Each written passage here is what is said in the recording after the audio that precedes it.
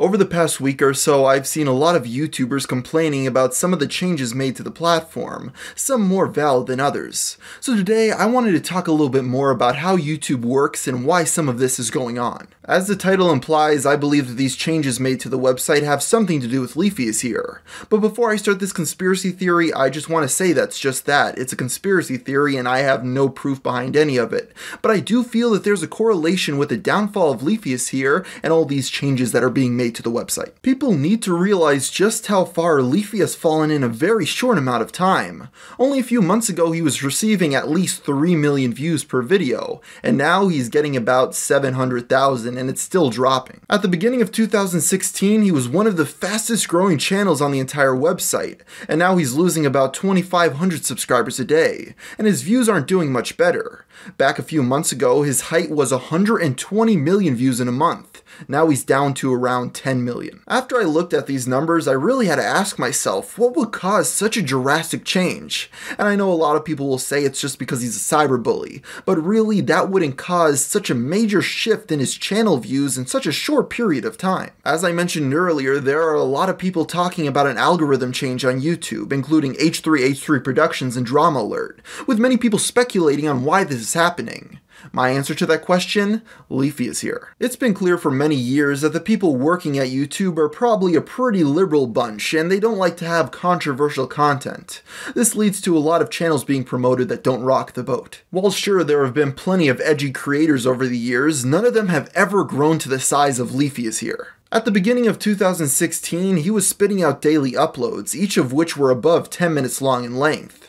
This was perfect for the YouTube algorithm at the time and made him grow very quickly, which wasn't very good for many people working at YouTube who didn't like him. His videos were often riddled with derogatory language as well as making fun of smaller channels and little kids, and when 3 million people are watching each of your videos, a lot of hate was being sent their way. When it looked like Leafy is here couldn't be stopped and his channel just kept on growing, the algorithm on YouTube just conveniently changed, making his views drop drastically.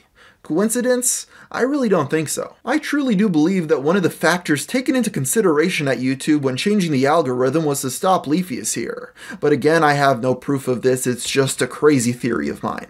So you may be asking, how exactly did the YouTube algorithm change? Well, I've noticed a few little things on my end, but the general consensus appears to be that they encourage more audience engagement. So if you get a lot of likes or dislikes and comments on your videos, it will do better in the YouTube search results and the suggested feed. I've seen a lot of Let's Play channels complaining recently about the algorithm change on YouTube, but I kind of shake my head at some of them simply because they don't acknowledge that algorithm changes in the past have helped them. Back around 2013, YouTube made an even more drastic change to the website by encouraging videos that were longer and upload more frequently.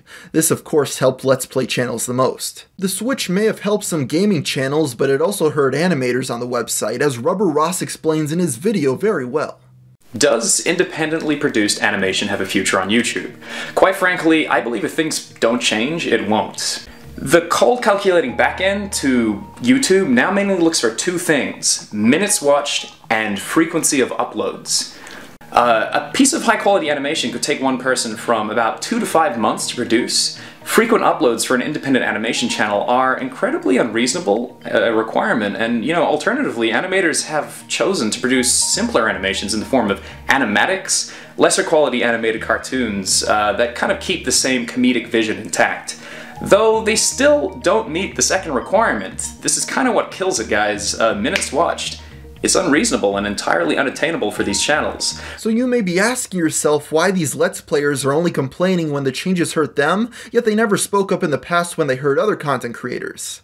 Well, you're just gonna have to ask them for yourself. Another thing that many YouTubers have been criticizing YouTube over recently is the trending tab, which I completely agree is a big joke and it has been since they released the feature. While I personally don't mind the ads on the trending tab because I know Google has to pay the bills, what irritates me is that they show clear favoritism towards certain channels when choosing who to select for the list. They don't even try to hide this either. I've seen this woman put on the trending page multiple times, and all I know her from is that she dated Ray William Johnson back in the day.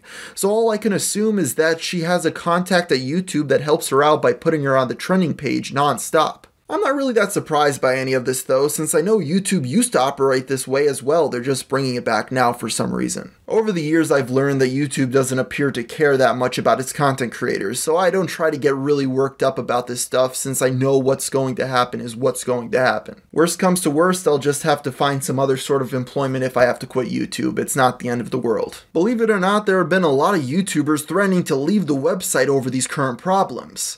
But I'm not going to leave the website because, hey, less competition for me.